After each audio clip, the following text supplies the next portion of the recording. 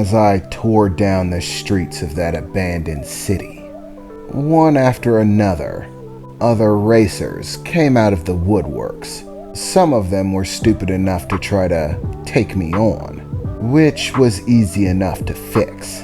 I must have taken out at least 6 since dealing with the ferryman. But then, something started to bother me. I noticed that there were no more drivers coming out of the woodworks. Suddenly, it felt like I was all by myself. I couldn't even really hear engines anymore. Hey, Emily, what's the status? Where am I in the race? Well, you're gonna be pleasantly surprised, Emily replied. According to the GPS trackers, you're in first place. Everyone else who's in the race is behind you at this point. So, it's basically nothing but clear sailing as long as you're faster.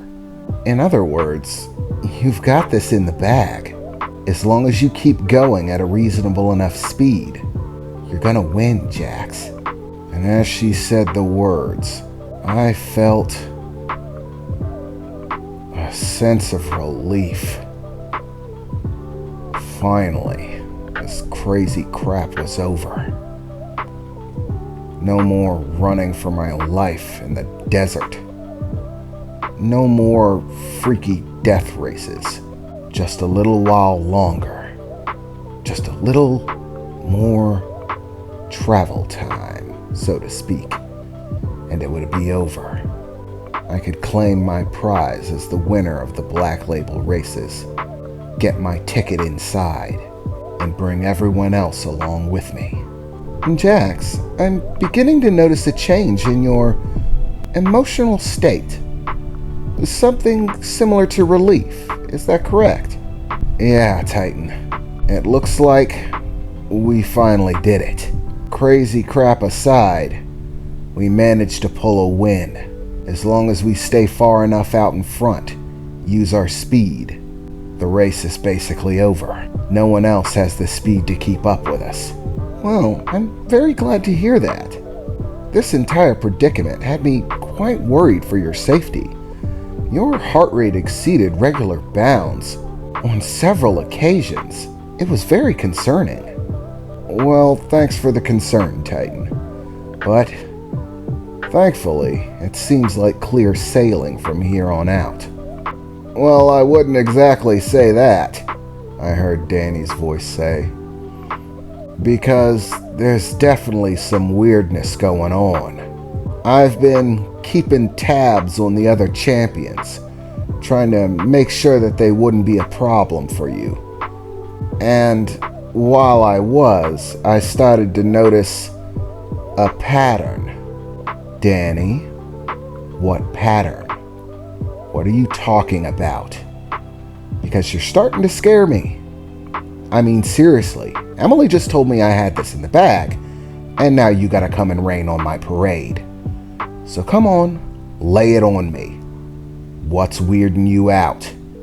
Well, the problem is that the other champions don't seem to be trying to win the race. In fact, it seems like it's their last concern. No, they're just taking out the other drivers, one after another, like they're hunting them. The fatality rate for this year's race is already up to 80%. Even people who have been in the race multiple times are getting taken out. It's like they called in all the old champions to clean house. The only question is, why? I mean, they have people working for them too, talking to them just like I'm talking to you. They know they're not in first place. By all reasonable means, they should be trying to pick up speed, catch up with you, take you out, try to win themselves.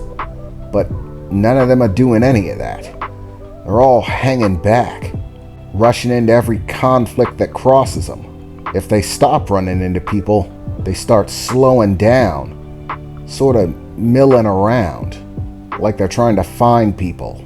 At this point, you're fast, but there should still be people that are fast enough to have been where you are in the race about now. But they've all been taken out. The champions have vexed over 80%. The only one left ahead of the game is you. I don't know what's going on. There have been a lot of radical changes this year, and quite frankly, none of it sits right with me. And now this weirdo hunt, them sending all the champions after everyone? Something's going on, Jax. Something weird. Honestly, at this point, I'm not sure if winning is even a good thing.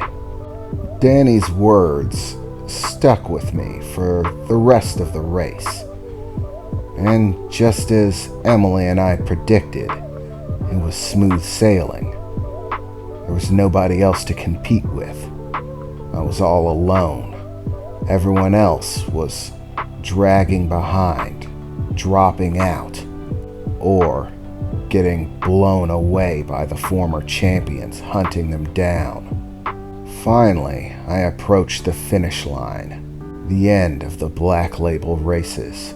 There was a massive crowd of people waiting, gathered at the finish line, thousands of them in the stands, waiting to see who comes out on top. And there was an immense rain of cheers as I crossed the finish line, all by myself. I began to hear the announcer's voice kick up. This year has been one of the most phenomenal death races in recorded history.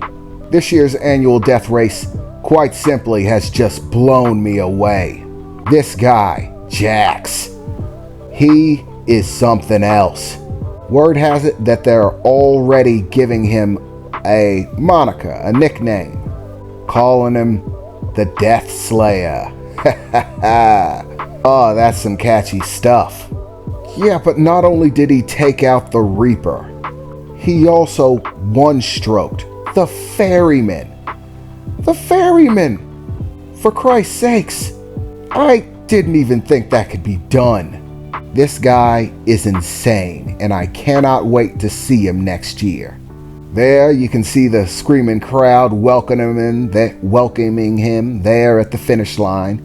But tragically, though the carnage has been wonderful, there has been an exceptionally high death toll this year. So let us take a moment of silence to honor these men who gave their lives for our entertainment. Okay, moment over. I don't know about you, but I'm going out for drinks because I just lost a lot of money. But word has it that some sly dog actually bet on this, well, let's just call it the ultimate underdog. A no one from nowhere with no history in the races, beating the Angel of Death, the Ferryman, and taking out about 20 other racers to claim the Black Label Championship for himself. I have never been so inspired in my life.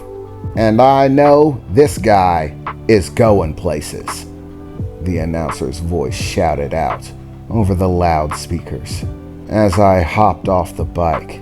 The rest of it was, well, what I would expect from winning a championship, from claiming the Black Label races. Fancy people came and presented me with a big trophy, an oversized ornament, not really good for anything but looking shiny. Congratulated me on my victory while the crowd screamed and applauded.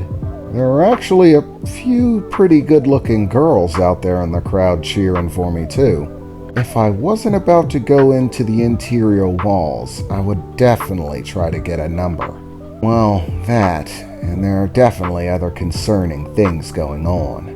But finally, all of the hurrahs came to an end. And me, Danny, Al, the doctor, and Emily all headed to a private suite that was prepared every year for the victorious team of the Black Label races. And There, we gathered together and talked things over. Primarily, the discussion was the strangeness with the race, why all the rule changes. But there was a little hurrahing. Danny and the others giving me a good cheer for doing the impossible and beating the Reaper. To which we had a few drinks and smiles. Though Emily was still furious about it, believing that I shouldn't have taken the risk. But she got over it, thinking about all the money we were going to make once I had a good sponsor, and all of us dreaming about what life was going to be like on the other side of that wall. Excluding the doctor, of course, who simply seemed to sit off by himself, sipping a cup of tea with steam rising from it, seeming to relax, but looking like he was mulling something over. I was actually thinking of going and talking to him when we heard a knock at the door. It wasn't room service, or at least we didn't think it was. I mean, we didn't order anything. It could be that they sent us something complimentary, but I quickly found out that that wasn't the case. As I went to open the door, on the other side, I was greeted with a beautiful woman, probably around my age, very short-cut blonde hair, with blue eyes, wearing what amounted to a business dress, holding an electronic clipboard. Hello? Can I help you? Yes. You're Jax, right? Winner of this year's Black Label races?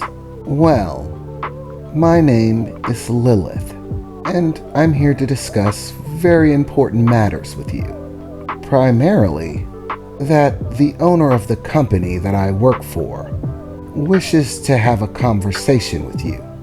I, of course, work for Biotech, the company that designs the engines, particularly the one that runs the Angel of Death, as well as your vehicle. We quite honestly weren't expecting you to win, but since you have, my employer would like to have a discussion with you.